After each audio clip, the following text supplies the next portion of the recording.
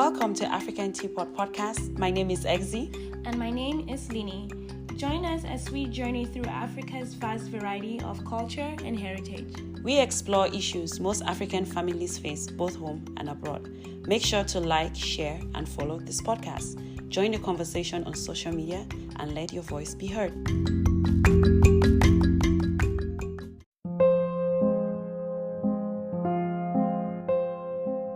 Hello guys, and welcome to the 5th episode of African Teapot Podcast. Today's episode is the African man, and as usual, I have another voice with me. Hello guys, how you doing? How's your new month? How's June treating you? My name is Lini. I'm joining Edna as always. As always, a very reoccurring voice. But anyways, month of June. Happy Father's Day! Happy Father's Day, and today for a while we are having the attention of men on our podcast. Yeah, it's Father's Day. We decided let it be about the men who provide, the men who support, the men who guide, and the father figures, the brothers, the uncles. Yes. Everyone who stands by us. Thank you. So this episode is for you guys. And just if you're wondering, yes, we can also talk about men and what we think about certain things. And we can also bring out information or facts about people that are in our lives without being biased, right? I think we can do that. But you know what? Before going forward, last episode, oh my God. Oh, you guys are colorful. This reminds me of the episode we did on female genital mutilation, right? That one and the one about obsession with virginity. Yeah. I have my character, listen, if my self-esteem needed to take any hits, y'all sure did make sure. Disclaimer again, which I thought we did the last time. We understand the struggle. We understand the greener pastures. Again, like I said, and we're still saying. Reiterating. We came here for the greener pastures. I appreciate the greener pastures it's giving me. There sure is. Just survive to get here. If you don't get here, there's no greener pasture. So that's all I have to say. Yes, it's pretty much us. Okay, let me use this metaphor. It's like you buy a car. There are risks to driving a car, right? But if we are telling you, well, put on your seatbelt, we are not saying, if we say, well, you have a lot of road accidents, and if so we encourage that you should buy cars that have seat belts and airbags in it, right? Yeah. That doesn't mean we are discouraging you from buying a car. That means we are giving you enough information so that when you buy the car, you're responsible in using the car. Or when somebody is selling you the car, you would ask them, hey, does this car have airbags or does this car have car seats? Because you've been told those are things that would protect you in the journey of buying and using a car. So when we are talking about risk and safety measures to traveling out of Africa and other, countries, but especially Africa, which we did, specify on, doesn't mean we are saying you shouldn't migrate out of Africa. No, we were saying you need to weigh your pros and cons. There are certain risks that probably is not worth it for you. But if that risk is what you are willing to take, okay, take it. And when you're taking it, you are aware of what to expect, right? You don't take the journey and then you're shocked that, well, I have to be on a float crossing across the Mediterranean, or I have to cross the Sahara and it's 6 hours, or I have to go through the jungle and it's days. You understand? Like, we're just saying you need to be informed when making decisions. That's it. For those of you who contradicted us respectfully, thank you. We had educative disagreements. Yeah. But for those of you who be using words, colorful words, and derogatory statements. Yeah, and just questioning and just bringing us down. That's not what the podcast is about. We can share opinions, and every end of every episode, we always tell you guys to let us know what you think. Yeah. So sharing what you think is fine. Low-key, I appreciate them telling me though. Well, we kind of expected it. We kind of were told that people may think that way, but we really try to emphasize the safety measures. We don't understand how emphasizing the safety measures was us discouraging people from traveling. But anyways, thank you but it showed you guys listen. Yeah, thanks for the support. Yeah, thanks. And for that wonderful summary that a listener sent that we posted on Instagram, they listened to that episode. I could tell like sentence for sentence, and that was the best summary ever, and that's why I posted it. Thank you guys, and shout out to all of you, especially our dads. Okay. Now we pack that one side. What's the title of today's episode? The African brother, uncle, papa. That means the African man. Woo! We are going to talk about you guys. And please calm down. Again, we have dad, brothers, uncles. We can talk about this. And we are more approaching this. I don't know if for you guys who listen to it and always listen to us, we did one about the African woman. And we just pretty much tracked the evolution from way past to like right now, 21st century. That's what we're doing. I know some people are expecting, I'm not touching relationships. That is going to come on later, down the line in the year. That's going to come, and we'll definitely have a panel where you would be able to hear their voices, right? It wouldn't just be Lini and I talking. But since this one was not more or less about debate, we are not debating on this topic today, so there wasn't a need to have the panel. But you guys want that debate, to the perspective of the man and the woman, and each gender representing their perspectives. We are going to bring that to you guys. But for today, let us talk about the African man and his identity. So we are going to start, when they talk about an African man and his identity, I always think of, just as we handled with the woman, pre-colonial African man, right? So who was the African man before we got the influence from the West, be it through slavery or colonization, right? What was it about? Like, what's that stuff? So the first I would say is, let's talk about livelihood. How did most African men survive, right? What was happening there? How were they living and stuff like that? I think that has a lot to do with because that's what they did every day. And yeah, it's like pretty much when they depict the old times, farming, hunting, and it's and you can see even at that time there was this expectation the man was going out, bringing stuff in, providing stuff, right? Providing the livelihood and offering protection. Yes, the 3 P's: protection, provision, and procreation. But yes, and then there are certain things that especially people from the Western countries don't understand. Dressmakers back in the day had a lot when they could weave fabric and whatever. That was money. Yes, we Africans put on clothes. Yes, especially in the African society. Yes, the men. There was a lot of, you had jewelry designers as well, right? Whether they used whatever they had, but they were jewelry designers that the royal families use, and these cloth makers or dressmakers will also provide fabric to the royal households and their elders and stuff like that. We also had a lot of warriors, was a very big and central part of providing jobs, and very important for each village or tribe, right? Warriors back in the day was such a big deal. They didn't call them the army or anything, or the bees like we call, or gendarmes like we call it in Cameroon, but they were mostly warriors, and they'll have specific names to identify, I guess, from one tribe or one how we call it? Yeah, one tribe or chiefdom. Okay. Yeah, pretty much. And then we also have the elders, right? So you had council of elders, and then now we had the chiefs, the Igwes, and the Fons, right? So there was governance. Just so you know, there was governance, and this governance was more or less, I would want to say, somewhat still mixed, monarchy mixed in there to some degree, right? Yeah. And the monarchy was and then they ruled in terms of democracy, believe it or not.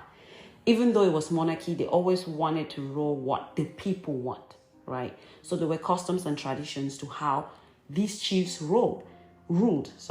And in essence, that's how the men of the household had to uphold those beliefs and traditions that the chiefs and custodians of the culture would pass on, or they would keep and protect, right? So it was so with that being said, you will understand that culture was very central to the identity of an African man. It started with his name, right? Went to the tribe, went to the markings he had on his face, went to the kinds of fabric or clothes he wore, right? And then the language he spoke. That was very essential for the African man pre-colonial, right? Agree, Lini? Definitely with you, girl. What other thing would you think, Lini, that would say was a big deal for Africans back then, like an African man, right? We already talked about the culture, language, name, and all of that, which is all culture and tradition, and how it started from the chief, trickled down to the elders. The town crier would, beat the gong or play the drums and say whatever information the chief needed to get out there. And then all the men would, sit with their wives and they would discuss what the message of the day was. It's kind of like news. I know, like news CNN, right? Or social media. But that was one way. But another guiding force, which is still a guiding force right now, was our spirituality, was our, it wasn't Christianity at the start, obviously, but it was the gods and whatever we believed in. But that guided us for a big part. That even was, the culture. Yeah, like whatever you believed in, you did things according to that. You had days you respected and everything. So spirituality does mold people. Especially in Africa, it really does. And just so you know, like Lini said, there were holidays, right? There was like a calendar. Probably the calendar didn't flow like the calendar of today, but there was a calendar where they had market days that were, big things. They had festivals, but we still and stuff like that, and they still do. Yeah, they still do. We have. Oh, I just forgot what it's called. What? Where we come from Malcolm, the day where you're not supposed to. Those traditional Sundays or whatever. Country Sunday? They call them country Sundays, but it's kind of like saying over here in Christian terms, I'll just say Christian because we are Christian, so I would use that as an example. Christian terms like Sunday. They will tell you shouldn't work on Sundays, the Sabbath day. They also had specific days that you weren't allowed to work. You weren't allowed to do any agriculture or anything like that. But we're gearing up. I don't know why that just popped into my mind. That's a good analogy. On the other hand, you would see even in the old times, you would like, who is a good, like, what makes a man a man? What makes him someone you would be proud to call your son? Someone who husband you would want your daughter to marry. And a big thing, hard work, integrity, that's still a big thing now we start but but that was a big thing. What we did then, farming, hunters, dressmakers, jewelry makers, it wasn't easy. It wasn't ordering the stuff off Amazon. Well, I mean, it wasn't working remotely. And remote is because, girl, I love my remote days, just saying. So we all appreciate them. We're just saying the old colonial man was this, like, when someone says my word is my word, they could lose an arm for their word. Yeah. Like, so integrity was such a big deal. Integrity was a big deal. Hard work was such a big deal. Someone's strength, like, you remember it's like, how strong is this person? Can you move him? That brings us back to the protector. Yeah. Like, how protective could this man be? You're literally testing his strength right here. I think you had situations where you would have men fight and literally the winner would marry the woman or things like that. It sounds bizarre now, but it worked. Yeah, and people held on. Because strength was a big deal. Yeah. And people held on to the family name. Family was You better not bring us that shame. Yeah, like family shame, a big deal. When you watch, perfect example, Mulan, you would never bring this family on. Oh yeah. Like, don't tell an African you will never bring this family honor. Like, no, like, So, and even going back then, stronger then. Now, I would say it's still a thing, but I feel like there's more. It's kind of moved a little bit further from that. You know, it's moved a little bit left what strength is. But that's what strength was back then. And again... on your family values. Yeah. So we and all of this, if you realize, is within the culture, is within the norms and traditions. So it starts like from the ruler, right? It starts from that head.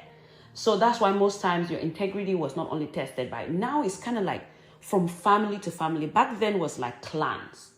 If the entire village or the entire tribe thinks like you are not a man of your word, it's disgraceful. Like it's across the board. It's not like in this family, well, Edna, you know, she dances a lot, but Lini doesn't. Back then was, I dance a lot, so I bring shame to the entire family. Yeah. And then the whole village knows it. And then nobody wants to associate with us. So stigma, I think that's the word. Stigma was a big deal. So there was this, you know, constant need to do exactly what you were told, do exactly what your father did, so that you don't bring dishonor. Right now, depending on where you are, still happens. Still a bit. You've never gone to marry someone and they say, her great grandmother ran mad. Listen, madness runs in the family. Or, you know, they have not had a boy child in that family since. Listen, like, you know, if you've been around the Africans, the old, like, deep-rooted beliefs, and to me, it's hard for me to say old because some of them still stick with me. Yes, some of them. So I don't want to come off like, oh, I'm all washed up. No, fortunately or unfortunately, some things are just deeply rooted. Culture is quite, is something very rooted that to just completely wipe off is really hard, right? So, coming from pre-colonial African man, hopefully you have a general idea of how the African man was before we had Western influences, before slavery, before Christianity. So this African man we just talked about, when we talked about spirituality, it has nothing to do with Christianity, right? Christianity wasn't there yet. Christianity wasn't there because Christianity started way later by the Portuguese. But we just want you to have a general idea of how our societies were structured, right? We had governance in our small, you know, tribes and stuff, and everybody protected their territory with warriors, and you had different offices, right? Just like you had people, folk tellers, like they were just there who would collect stories. They would tell them through music, you know, through folk tales and stuff like that, and that was entertainment. It was just different, right? And again, we're talking about the men. Some of you be like, well, what were the women doing? Go back to episode before last. You will see that the women weren't just sitting around, they were working as well. So just go back there and it's fine. We're just coming from the male perspective on this one. Okay, quickly. All right, Lini. So this is an exciting part, right? The man, after we saw Christianity, after we saw the Western world, after we abolished slavery, after social media, after our fellow women of the 21st century, feminism and all of that. So now this is post-colonial African man. And we're going to start with, I like this segment. Just so you know, we did speak to men to get their perspective on, you know, the general timeline of what we're talking about. But we thought the best part to share were the men of, you know, post-colonialism, the men of today, the young men of today, the futures, right? So we talked to them, and there was one thing, a lady happens to be in there. She also said that would be interesting. But I will start with Christopher from Gambia. Christopher says, or what he said that stood out to us, so we decided to share is, manhood is questioned and the need to prove it results in confidence issues. That brings up that when he said that, because we had a long conversation, but when he said that, it brought up all this thing of mental health, the expectations people have from men, which is the 3 P's, right? Protection, provision, and procreation. Sometimes we don't realize the the difficulties that comes with. It's kind of like we are expecting men to succeed no matter what, right? And that success, majority of the time, comes via money, financial success, right? So if a man, especially in today's world, back then was that, back then was like, he has work, maybe he's a farmer, as long as he worked, he can protect his woman and his kids, he can have kids, that was, and he doesn't bring shame, that was fine. But now, well, like Christopher is saying, it's more like if you don't earn a certain amount of money, right, you're doing 9 to 5, it's like, he's not man enough. Immediately his manhood is questioned because he needs to do this, live or die. And y'all tell me your response. Feel free to send us another message. I don't know if I'm respectfully. I don't know if I'm opening myself up to gunfire, but according to you guys, what, to both men and women, for men, what are the values you think that make you a success, or that in the 21st century you would say are making you a man? And to the women, what in this 21st century do you look at a man and you're like, that's a man, like, yes, that's him, that's what we're going for? Just think curious. about it, guys. Think about it, because when the next, I don't know when we'll bring that episode, but it's along, down the line of this year, obviously, of this season, before you guys kill us, of this season, when we have our panel, you need to be thinking, so you bring those questions up, or those values, so that we can discuss it. What are those things that you think are valuable for you that a woman should have, and are valuable for you that a man should have? That's what basically Lini is saying. Anyways, but when Christopher said this, it got me thinking, and I was like, yeah, because he's like, think about it. That means if a man can't have kids, immediately his manhood is questioned, right? If he can't work and earn and live a certain lifestyle, why can't he when his friends are able to do it? We don't care what means he uses. But it's the same thing. Some women have 8 kids, some have 2, some have 1, some don't have kids, some are housewives, some are CEOs. Okay, I feel like it's a lot more acceptable for we women, like we do complain of a lot of things with feminism and all this, true. But we have flexibility. We have the right to do as little as possible and to do as much as possible. Men are just supposed to do as much as possible. A man can't do little. The way society is structured, right? And when they talk about protection, provision, and procreation, the moment a man loses his job and can't work, and the woman is working, and the financial provision part is kind of lacking, right? And immediately his manhood is questioned. He becomes a horrible father. He becomes a horrible husband. Are you even a man if you can feed your kids, lady? Exactly. Have you fed your kids? Exactly. If a man is in the house and he's attacked, or something happens and his family is attacked or something, well, where was he? Yeah. Why didn't he do that? So it's kind of like they can't fail. They cannot do any less. He's not bulletproof. My sister, please lock your doors and pray, cast, and bind. Okay, that's me. That's the Christianity coming. Sorry, non-Christian listeners. But anyways, moving on from what Christopher said. Claude from Chart. Claude says, leadership needs to be addressed.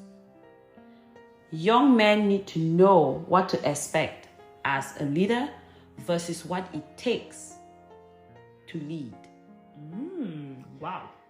Thank you, Claude. Claude, you're getting me think, and I'm in the Yes, Claude is deep. Let's listen to this again. Leadership needs to be addressed.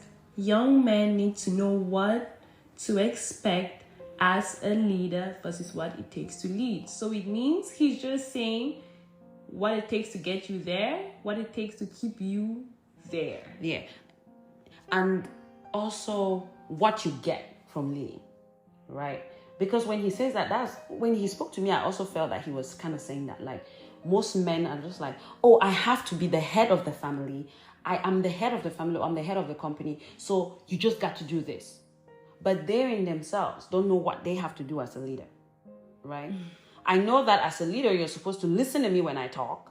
But you're not even sure what you're saying. You get what I'm saying? Yeah, but do you gather enough data that when you are talking, you are representing everybody in your household? Do you consider everybody in your household as you're leading, or you're just leading your life and expect people to follow you? Right? I don't know if maybe we should use another analogy. Okay, what we are saying generally that Claude is talking about is that most men just know that when they say you are the leader, it means you've got the power in the house, right? So your kids are supposed to listen to you. You're supposed to direct them. You are supposed to lead them to safety, supposed to lead them financially. You're supposed to lead them spiritually, right? You're the leader. And we just said here that the African man's identity, is kind of wrapped into spirituality as well. So spiritually, you're supposed to lead your family. Emotionally, you're supposed to be the leader.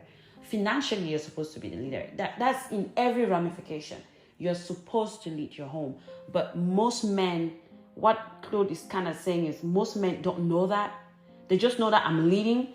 And because the protection, provision, and procreation has been spread across so much, is emphasized, they don't understand that provision is just not only money. You have to provide the other aspects. Oh, like... Right? Well, am I laughing before I said it? Met a guy. My grandfather always said, I have to be a great man and I will be a great man. How? So, I never asked, but one day we're talking and I was like, so what do you have in mind? How you gonna achieve this? How you gonna achieve your father's dream and your dream? That's what he said. I was like, huh? Guys, this person had no idea. I'm guessing because I was giving the person the look of, what? He was like, I assumed to be a doctor or a lawyer. So I want to get your perspective. Once he's a doctor or a lawyer, then what? That's it. So it doesn't matter if you're a bad doctor, you're a bad lawyer, you're a lawyer, you're a doctor. So there's nothing else.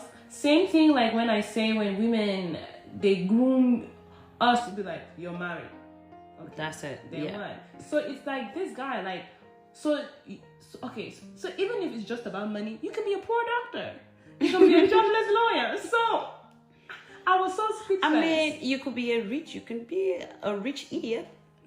You've seen people that got money and no brains, right? They can't manage the money and they come back to zero.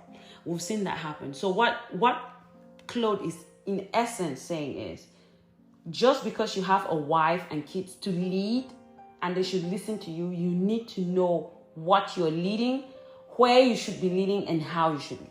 Does that hopefully that makes sense. You guys should let us know what. But that's from the conversation we had with him, that's what he was talking about, right? More goes into the leadership role. You just don't sit there and expect things to be done as a leader. You have to direct. A leader has to direct. And you can't direct people you don't know. So you need to take time, know your kids, know your wife, know your family, so you can lead them properly. Hopefully that makes sense. All right, let's move to the next one. What did Chike say? We have Chike from Nigeria. Hey, Chike. Hi, it's Nigeria. So he says, the pressure of raising and sustaining a family is being threatened by extreme feminist views. What do we do? Woo! Are we letting y'all... Oh, I remember him. Are we letting y'all answer the question, posing it to you guys, or are we digging deep into the question? Yeah, I remember him. I feel like it deserves an episode on its own. On its own. I told him that. But for the sake of this conversation, because it is something concerning, we chose what he said to share, but okay, I had that comment from like 5 different guys. Talking about the extreme feminist views and how they don't know what to do with those views, because at the same time we women want a traditional African man who should care, who should provide, protect, and procreate, right? But we want that traditional man to deal with with a woman who is sharing extreme feminist views. That becomes a problem. Like, right? How is he supposed to protect if you wouldn't even give the chance? Oh, I am Miss Independent. I would do everything for myself. Then you don't need I have the chance to protect you? Yeah. I don't need your money. I make my own money. I can pay the rent. I don't need you. When do I have a chance to provide? This is a disclaimer, ladies. The men don't really care about the man. If he's making money, he really doesn't care about how much And you're making. even half He of just the wants you time- to be hardworking. Even half of the time, if he's making poor money, he just wants you two to be poor together. Yeah, like he's not really interested in you though. It's more like, oh, I want you to support. You know, it's more like, yeah, men really don't care about how deep your pockets are. Unless he's a, I don't want to use the word. Yeah. Unless he's But that type. It's not that big of a deal to them. Chike, when you ask us what we do, what you do, unfortunately, there's some women. It's like when a pot is so black, like You like, can't bring it to can't be go that back to stainless color. steel. Like you can't. And some of us women, what happens is we are groomed with this idea, or we saw the old version of the woman who was beaten down, who was Didn't have a left to voice. feel worthless, who didn't have a voice, who was told to marry and be that, and we're like, we don't want to be that. Sometimes, unfortunately, it takes us experience, it takes us time, and it takes us either gaining an amazing guy or, unfortunately, losing an amazing guy and realizing, miss, That we need to calm down. I can conquer the world, I don't need you, I don't care about men. It's not the attitude you want to get a guy. And it's not an attitude that a guy wants, anyways. Yeah. I personally think they have just indicated to us that men are being driven to provide, right? So they are used to that characteristic, mostly coming from men itself. So when you're a woman and you just have that provide kind of energy, and you are not taking a break from it sometimes, to them it's not really that appealing. I don't want to say, we are not saying going to work and wanting to earn a living for yourself is a turn off for men. We are saying not having room for a man to come into your life and be a man in your life is probably problematic, right? There has to be room for a man to come in, or has to be room for a woman to come in. Like, think about it. When you buy a new car, does it need a parking spot? Yes. But if you have 6 cars and you bring a car and there's no parking spot, what's going to happen? You need to get rid of one of the cars. So you need to get rid of some. If you've been by yourself, I would say this.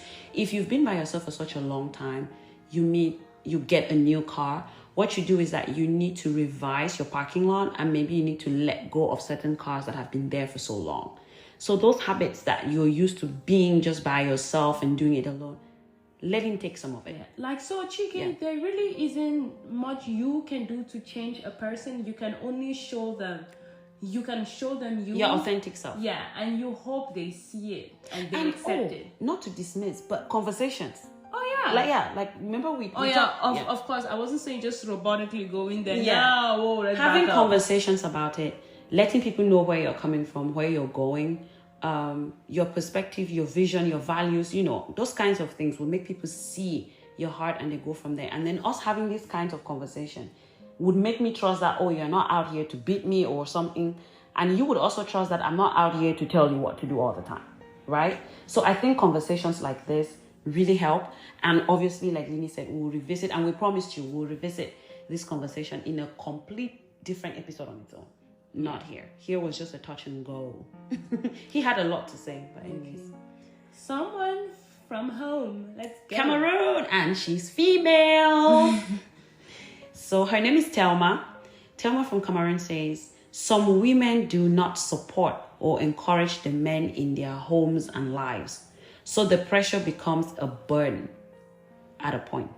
This is almost relating to what Chike was saying. And sometimes not even when they're independent.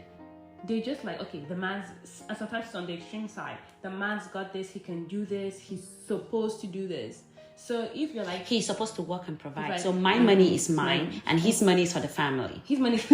I'm like, so even pre-colonial Africa wasn't set up like that. It didn't. Our great-grandparents didn't succeed like that. I'm not talking about the toxic part of it. I just mean, if you marry someone, you're a duo, right? Why marry if you want to just be by yourself and do stuff by yourself?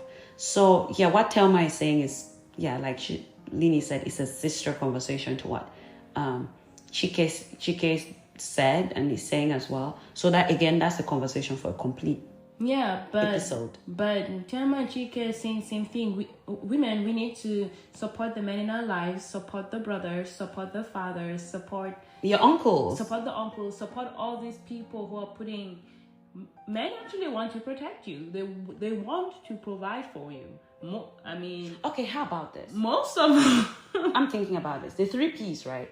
If you have a man that wants to protect, provide, and have a family with you, how about we encourage that in the men we see, rather than proving that we can do it by ourselves?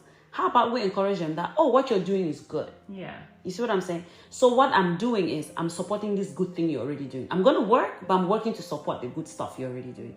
Rather than saying, you see, me, I can do it by myself. I can, how about we do that?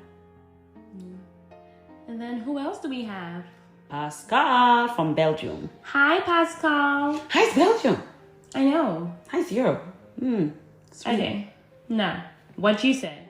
He says, young men need better role models and leaders so as to be better prepared for relationships in all aspects. Woo!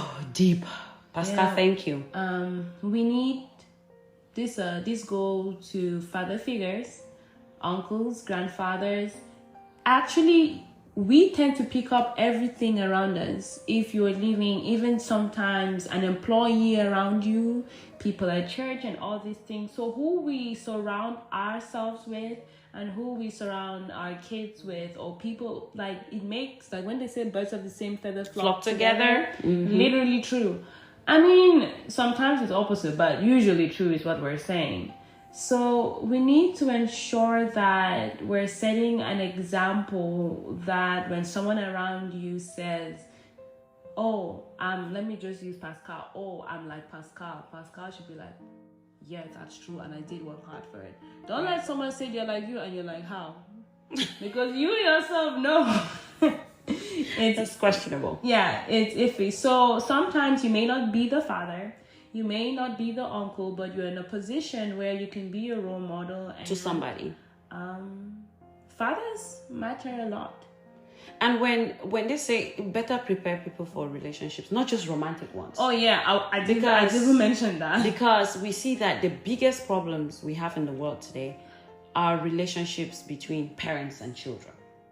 Let's be honest. Even in our romantic relationships, we struggle because the relationships we had with our parents, probably enough wasn't done, or some things were not done at all. Or we have bad PTSD from a lot of things, toxic things. Yeah. So eventually, the kind of relationship you have with your kids, your spouse, your work colleagues, or whatever, is kind of what you carried on from your childhood up until adulthood, from your own, family. Before you make your own, from your own parents, that's what you carry. So when they say relationships, people are very quick to just think romantic, but he emphasized in all aspects. He did. So Pascal wasn't playing. No, that's true. So leaders, please, let's wake up. Even the pastors in churches, some of the things you all be preaching or teaching, instead of teaching people to do some of these things of weird things you see people doing for spiritual reasons, drinking bleach and all of these things. How about remind me?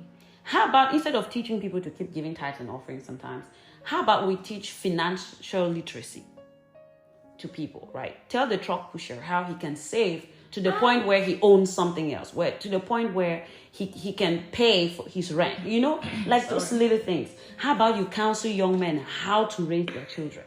How about you counsel young women what to expect in the world out there? Our young boys, how to be fathers, how to forgive, how to tell young boys it's going to be tough, right? Go through it and go, because we have a lot of African men being robotic out here. Like, I don't want to feel pain. I don't want to express pain because of strength. Because again, it's coming from this old school, which we spoke about, being, strength, being warriors. But that doesn't mean you don't go through hurt. You don't go through guilt. You don't go through, loss You feel the same things. Betrayal, you feel the same things. But African men are not taught how to deal with those things, right? They're just taught to be physical. Just go get. And again, it can overweigh on you. And I think a leader who can't emotionally manage himself, I don't see how you can manage others. Yeah. How do you manage your kids and wife if you can't emotionally be balanced and manage yourself? Some people don't think about that. That's a recipe for disaster. I feel all relationships are interconnected. You don't need to know how. Let me learn how to be a father, learn how to be a cousin, learn how to be a brother, learn how to be a friend. And a neighbor. You learn how to be and to have a relationship, and you adapt to them, to the situation and the person. Yes. People with people skills, they didn't learn how to be with you. They've never met you. They learned one version, and that version is adaptable.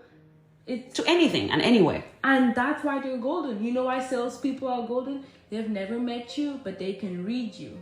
And they did not learn that from knowing you. But, yes.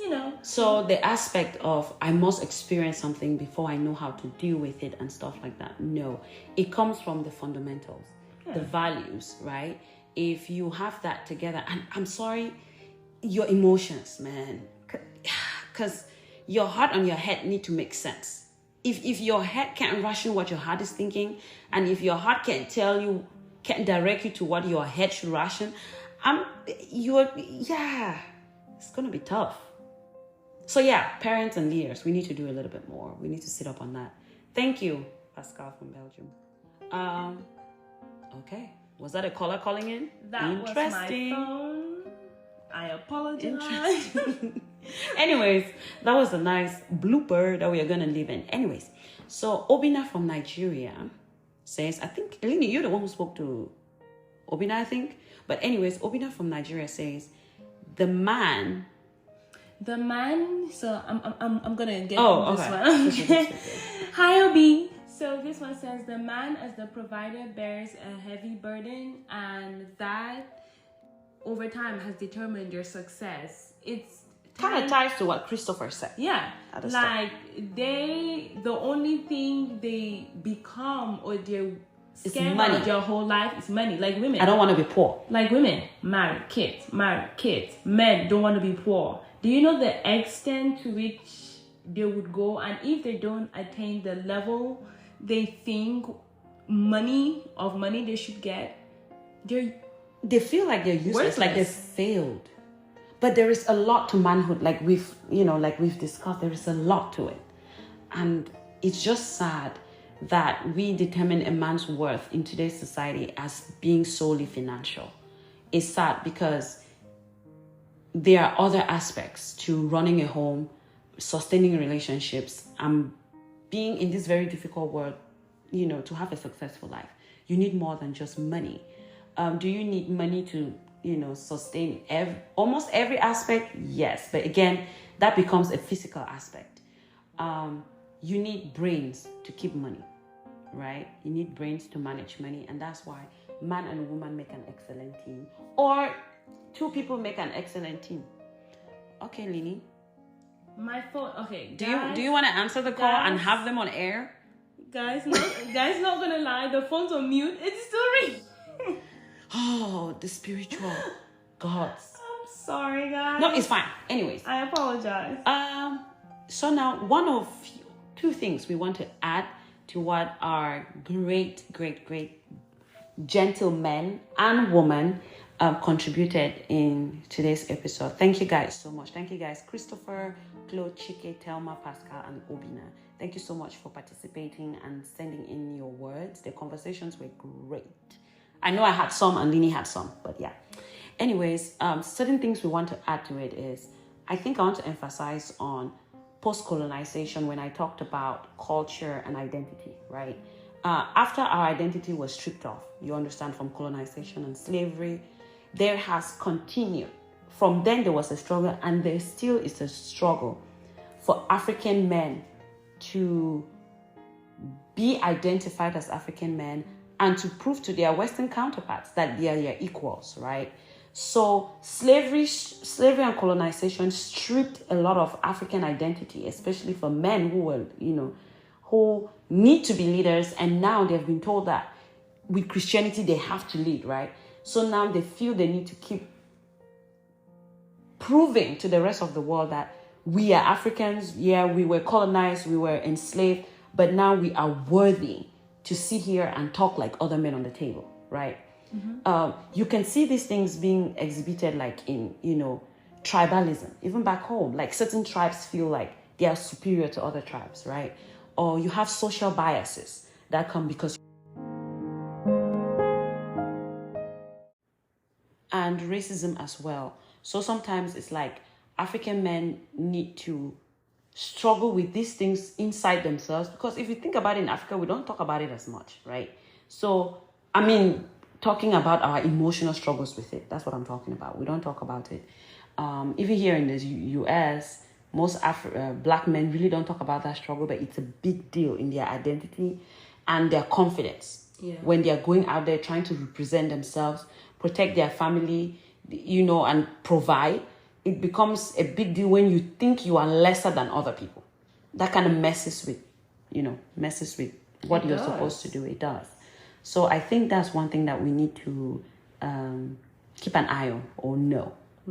Yeah. And same thing like it is blending these cultures, especially when you're in the modern 21st century, and more so where you're in a different culture, the Western world, where everything is 10 paced faster. You see that there's a battle to satisfy the traditional institutions versus the modern doctrine.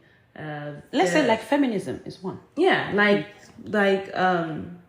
Chike said, plays a big part. You see the woke culture, you see religion. You're trying, it's almost like what your forefathers said, and then now you're Christian. Yeah. Now you're Muslim. You know what I mean? You're trying to reconcile those two. Now you have a job that does this. There's science, there's technology, there's all this. Now you have a job where you work with people from different backgrounds, right? Let's not even talk about sexual orientations. There all these things you have to navigate with, but you're coming from this very strict cultural background. So that's a lot to deal with. Or you are raising children who are now in the woke culture, but you are a complete product of, some like these very traditional institutions. It becomes really tough being a man and working in that environment. And the pressure to provide financially. Pascal and Obina said it. Despite the terrible economic situations in our home countries, we know how it is in Africa. When you keep seeing your counterparts popping bottles and living this life, and little do you know the struggles on the other side, right? So you keep comparing that, because to you, again, they have been told that there has to be a financial breakthrough from the man, no matter what. You need to get there. So they keep comparing. So what you're doing is never enough. And then they're coming from a society where it's 50% unemployment. It's tough. So competing with wealth and luxury from the West to the African man can really put a damper on how he's interacting and trying to do these roles that he's supposed to do as a man and as a leader in his family and society. I think with that, we come to a rapid end. Not rapid, I think. It's been a couple of minutes. But thank you so much for listening. Thank you again for lending your voice. And thank you for... I know you guys are going to catch Lini out on her 2 phone calls. I wink, wink, wink. She's going to tell me all about it after this. But again, hopefully we clarified last episode and we're good. We're pushing. And those questions you have and that debate you want between the African man and woman, that is going to be coming up sometime in the future episodes for this season, before you guys cut us off. Like, follow, share this podcast. Please. Rate the podcast. Please do. That's your way of showing us support. It doesn't cost you a thing. All it costs is a little bit of time, and it shows us a whole lot of love. And as always, stay blessed, stay loved, and share the love.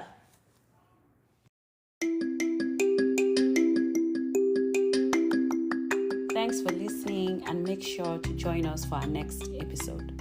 Follow African Teapot on both Instagram and Facebook for daily inspiration and motivation. Subscribe to our YouTube channel, African Teapot Podcast.